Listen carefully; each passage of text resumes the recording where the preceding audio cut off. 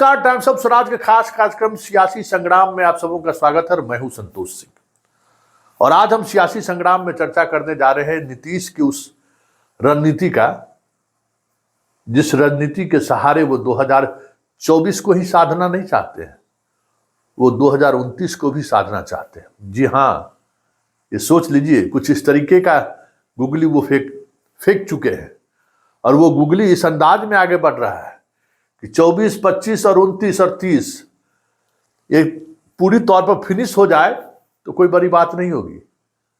ये मैं नहीं कह रहा हूं, मेरा अनुभव कह रहा है।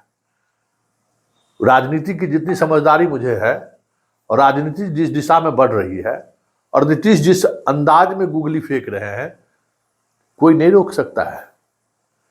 आज मुंगेर के सभा में उन्होंने जो संकेत दिया है, वो संकेत साफ है कि 2024 भी, 2025 भी, 2029 भी और 2030 भी बिहार में लड़ाई होगी गरीब और अमीर के बीच। नीतीश ने वो लकीर खींच दी है और वो लकीर इतनी गहरी लकीर होने जा रही है जिसका अंदाजा शायद आपको नहीं है।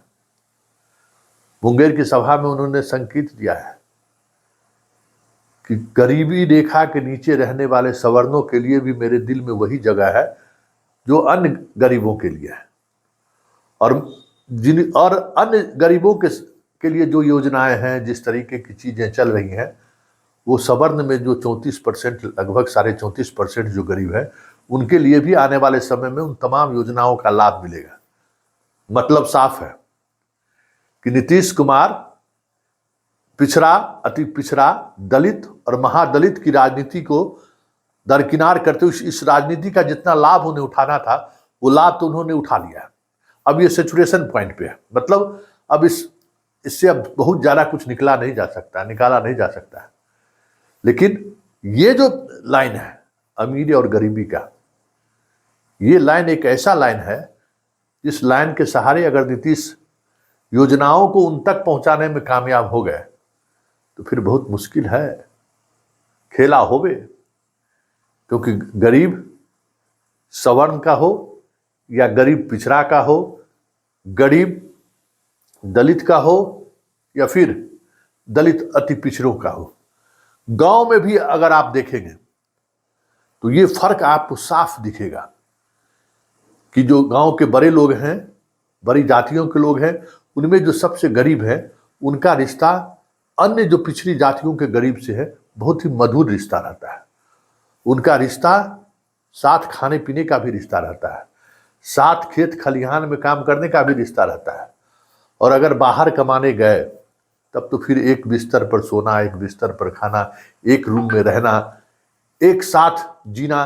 भले ट्रेन से जब स्टेशन, अपने गंतव्य स्टेशन पर पहुंचे, फिर गांव पहुंचे तो थोड़ी दूरी जरूर बढ़ जाती है, लेकिन फिर भी वो दूरी उस तरीके की दूरी नहीं रहती है जिस तरीके से उस गांव के सामंत और गरीबों के बीच दूरी रहती है। तो नीतीश का ये बड़ा दाव है और ये दाव अगर फिट बैठा तो ये तय मानिए कि 2024 में जिस नैरेटिव के सहारे मोदी या बिहार बीजेपी बिहार को साधने की कोशिश में लगे हुए हैं, वो उस नैरेटिव की पूरी तौर पर हवा निकल जाए तो कोई बड़ी बात नहीं होगी। और ये हवा सिर्फ यही नहीं निकलेगी, अगर नीतीश ने इस हवा के रुख को पूर्वी यूपी और झारखंड की तरफ बढ़ा दिया तो इन दो राज्यों में भी बीजेपी को बड़ा नुकसान हो जाए तो कोई बड़ी बात नहीं होगी। इसलिए हम कह रहे हैं कि राजनीति को समझना है तो राजनीति के मिजाज को समझिए, नेताओं के बॉडी लैंग्वेज को समझिए, नेताओं का भाषण को समझिए, नेता का अंदाज क्या है उसको समझिए। तो जरा आप भी देखिए और समझिए कि नीतीश कुमार का अंदाज क्या है और विशेष राज्य के दर्जा की मांग के सहारे किसको टारगेट वो कर रहे हैं। विशेष राज्य का दर्जा मिलेगा तो जो सवर्ण में गरीब है उनकी गरीबी भी हम दूर करेंगे। सुन लीजिए और सोचिए नीतीश का निशाना कहां है। केंद्र से तो हम लोग कह न रहे कि विशेष राज्य का दर्जा दे दीजिए, हम लोग तो तब से कह रहे हैं। कितना पिछड़ापन है भाई। अभी लोग तो झूठ ही ना बोलते रहते हैं किसी को यहां पर तो पिछड़े लोग अपर कास्ट के भी हैं, हर जात के लोग गरीब लोग हैं। तो बिहार के विस्तार के लिए जरूरी है कि विशेष राज्य का दर्जा बिहार को मिले। तो उसके लिए भी हम लोग पूरा का पूरा अभियान चलाए। दर्जा का खड़ा होकर के बोला, पूरा का पूरा है। नीचे कहां बैठी है महिला सब, खड़ा होकर बोलो, पक्ष में है ना एकदम। तब विशेष राज्य के दर्जा के लिए हम लोगों का पूरा अभियान चलेगा। और आप बोलिए, हम लोग तो हर जात के लिए न कर रहे जी। और अगर मिल जाएगा तो अभी जो हम कह रहे हैं कि लेकिन अगर विशेष राज्य का दर्जा दे दे तब 2 साल के अंदर सब गरीबी खत्म हो जाएगी। तो इतना बड़ा चीज है।